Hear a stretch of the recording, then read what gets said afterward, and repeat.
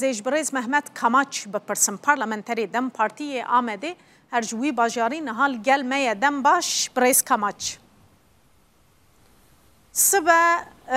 دم باش هوی در بله سبا شان داول گل سروکمار ترکیه رجب طایب اردوغان دجوه دم پارتی هیوین باش بوی هفدیتنه و گری دانل گوری داخویانیا دم پارتیه دبیجه وی ببه سردما دست پیکرنا آویتنا گاوی نو کی جان گاو وی بین آویتنه دیب دیتنا و؟ بله yani demek ki nezda ambejin Ramazan edajız bu daxwaza bi serokkomar Türkiye Brez Erdoğan ra hevditin hebu ev daxwaz ve deme vakti ku Brez Erdoğan bersif kir go pişti ayda pişti cajna Ramazan em ve hevditin de pek binin li ser van gotube jan bir yer hat kirtin ve sbeşan da Emrali Brez Erdoğan ra hevditin ki pek bine yani tkada pevajoye da jibrasiye hevditin ki mühime yani ve ki haliki giring de diyar kirin jboy ku benim despeka gotube jan li ser pevajoye seroki giştiye MHP devlet bahçeli gotine xwani bun zaman her wiha liqada siyaset eder ser pevajoya Kurdan piskireka Kurdan çareseri dahat gotin wekî gotin berdevam dikir li 27 Sibatê Brez Öcalan li ser van gotûbêjên hane yani iradeyekî danî holê û her wiha nexşereyek jî paradigmayekê de nexşereyek jî ava kir û ev mesele hani bi rastî êdî bû meseleke sereket siyaseta Tirkiyeyê de aliyên ku hatine aliyên ku axivtine heta vê demê rewşek derketiye pêşî de lê ku pêvajoyê Diyarbekir nexşereya wê Diyarbekir zelal bike muhakkak deselata Tirkiyeyê û serokê deselatê Brez Erdoğan e ji bo wê qasî hevdîtina Brez Erdoğan ra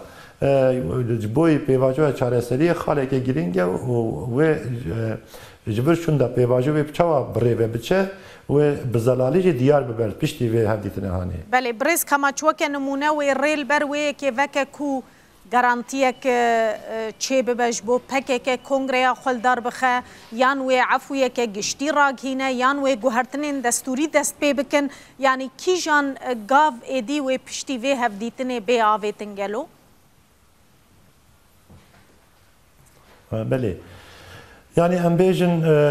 Brez Öcalan piştî bangevaziya xwe kir dawiya bangevaziyê de dibêje gerek şert û mercên hukukî û siyasî pêk were zemînekî hukukî û siyasî were avakirin ku ev proseya hanê pêş ve biçe ev ya çi ye di serî de yani wekî xal em bînin ziman di serî de gerek şert û mercên Brez Öcalan biguherin ku Brez Öcalan bikaribe wekî em bêjin PKK rayadarên PKK bi xwe jî dibêjin vê kongreya fesehkirina PKK yan jî çekdanîna PKK yan tenek dikare Brez Öcalan vê kongreyê birê ve bibe. Serî de gerek şert û mercên Brez Öcalan ji bo rêvebirina kongreyê û her wiha berdewamkirina pêvajoyê gerek şert û mercên Brez Öcalan biguherin. Yani ya xala yekem evaye. A duyem cem dikarin berê ew zemîna hukukî te were avakirin ev zemîn wê çawa bibe yani em bêjin wekî çektê danîn wekî ez bêjin pêvajokê dest pê dike muhakkak em bêjin boy raya giştî ji boy dewletê ji bo fermiyetê jî zemînekî hukukî viyara lazim e gerek zemîna hukukî were avakirin hinek pêngavên hukukî bêne avêtin ev ya em dikarin vî rengî nav bikin yani siyasetmedarên ku bi salanin em bêjin zindana da dimînin yan ji rehîn hatine girtin gerek şert û mercê wan jî diyar bibin gerek em bêjin qala çekdayînê tê kirin ew kesayetên ku çeka didatînin gor huquqa Tirkiyeyê wê şert û mercê wan rewşa wan wê çawa bibe gerek ev ye zelal bibe wek din em bêjin şaredariyên Bakurê Kurdistanê çend şaredarî yani we jî hûn jî dizanin birêya qayîman tê rêvebirin gerek ev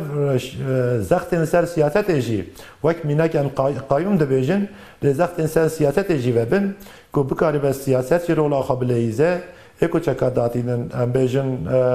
êku zindanan de ne rewşaniya hukukî diyar bibe ji derveyê wê jî bi serî de şert û mercên Brez Öcalan ku bikaribe kongreyê bicivîne û PKK fesheh bike û heman demê de vê pêvajoyê birê ve bibe û pêş ve bibe gerek şert û mercên werin guhertin. Brez Kamaç di hevdîtina sibe de li gel Serokkomarê Tirkiyeyê tenê Perwîn Buldan û Sirri Süreyya Önder beşdar dibin yan kesên din jî hene? Yani em bêjin wek tê navkirin em bêjin şanda İmraliyê wê Birêz Erdoğan re hevdîtinê bike. Lêbelê ev hevdîtina heman demê de yani Birêz Erdoğan heman demê de her çi qeder Serokkomarê Tirkiye ve heman demê de serokê partiyekî parlamentoyê de jî tê temsîl kirin. Yani wisa diyare wekî bi zelalî em nikarin bêjin lê wisa diyare wê hevserokê dem partiyê jî nava vê şandê de bi Birêz Öcalan re hevdîtinê de wê biket nava vê şandê de wê ciyê xwe bigire. Belê ez dixwazim di derbarê şandên wê yên ku niha di qada navdewletî de çûne gotûbêjê li ser vê pêvajoyê bikin û bîr û rayên wan welatan jî wergirin bipirsim. Weke nimûne niha şandeyek we li Rûsyayê ye. Mebesta we ji van hevdîtinan çi ye gelo hûn dixwazin guvaşekê li ser Tirkiyeyê çêkin yan piştgiriyekê wergirin ji bo vê pêvajoya aştî û çareseriyê? Yani belê piştgirêka Kurd rojhilata navîn da bi taybetî Bakurê Kurdistanê têkildariya wê gel siyasetên navdewletî pir zêde hene. Yani di serî de wextê ku serlêdana İmraliyê hate kirin, di serî de parlamentoya Tirkiyeyê de ê ku temsîliyeta wan hebû wan partî û partiyan re hevdîtin hate kirin. Ji derveyê wê em bêjin li Başûrê Kurdistanê bi rayedarên Başûrê Kurdistanê de serî de Serok Barzanî û herwiha rayedarên Başûrê Kurdistanê wekî serokên yenekê Birêz Bafil Talebanî ev hevdîtin hatin kirin. Yani ev bixal berfireh dibe ji bo ku piştgirêka Kurd êdî piştgirêkekî navnetevî ye. Herwiha hêzên navnetevî di rojhilata navîn da siyasetekî giring jî dimeşînin. Ji bo vê qasî em bêjin ev meseleya ne tenê meseleya navbera yani du aliyan da berdewam dike. Ji bo piştgiriya vê çareserkirina vê meseleyê ji bo ku zelalkirina pêvajoya çawa ya ji bo zelalkirina wê ji bo ku ez bêjim agahdariya hêzên navdewletî jî tê de hebin.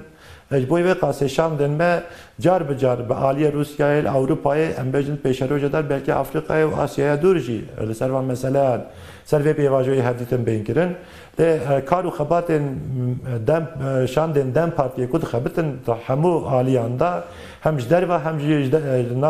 nava welatda boş ku piştgiriya vê pêvajoya henê xurt bibe ev pêvajoya henê ser bikeve. Wek tê zanîn wanê we jî şopan em bêjin piştî ku Birêz Öcalan bangevaziya xwe kir evê bangevaziya çareseriyê yani aştî û civakekê demokratîk bi rastî dinyayê jî deng veda ew aliyên ku li ser vê bangevaziya hene nêrînên xwe anîne ziman xex pêwîstiye heye van aliyan ve hevdîtin werên kirin agadarî werê kirin daxwaza piştgiriya me werê kirin ev hevdîtin me êj derve şandên me êj derve ku heta niha berdewam kirine ew ji vir şûn de ji wê berdewam bibe li vê mebestê rastî Belê Birêz Kemaç ez dixwazim pirsa dawî jî li ser mesela komisyonekê be behsa wê dihate kirin daxwaza dem partiyê bû aliyên din jî dixwastin komisyonek ji hemû partiyên siyasî nava parlamentoyê de bêava kirin navê wê komisyona çareseriyê be yan navekî din be. Gelo piştî hevdîtina li gel Serokkomarê Tirkiyeyê dibe ku ew yek jî êdî tê keve warê pratîkê de? Yani her ali jî tîne ziman bi serî de desthilat jî tîne ziman em jî tînin ziman wek dem partiyê û siyaseta qada siyasetê de em jî tînin ziman parlament bêjin partiyên opozisyonê ên Tirkiyeyê nava parlamentoyê de ciyê xwe digirin ew jî tînin ziman zemîna çareserkirina piştgirêka Kurd yani mayîndeya piştgirêka Kurd bi zemînekî hukukî wê ava bibe ji bo ku li Tirkiyeyê em bêjin parlamento yani yasayan parlamento ava dike çê dike yani muhakkak ev zemîna wê gerek parlamentoyê çê bibe ji bo vê qasî jî ew komisyona ku bi hemû partiyan re pêk were ji bo pêşvebirina wê ji bo zemînekî hukukî ji bo çareseriyê were ava kirin pir mühim e براستی سر به آلیوزی جیتن نه یعنی ام بیژن آلی دستلاتش بوی کمیسیون هیان هوا کی ام بیژن تشکی انکار کردن نه زنه بویه ل آلی اندن پارتیان اپوزیسیون و سری داجی ام بیژن ام د پارلمانت و داد بیژن که ببینن که کمیسیون اگر آوا کردن و همان دم ده اف کمیسیون هانه کار خو سرکه حقوقی بجی بینه و بزلالی جی اف بواجه چاره سری بریو بچه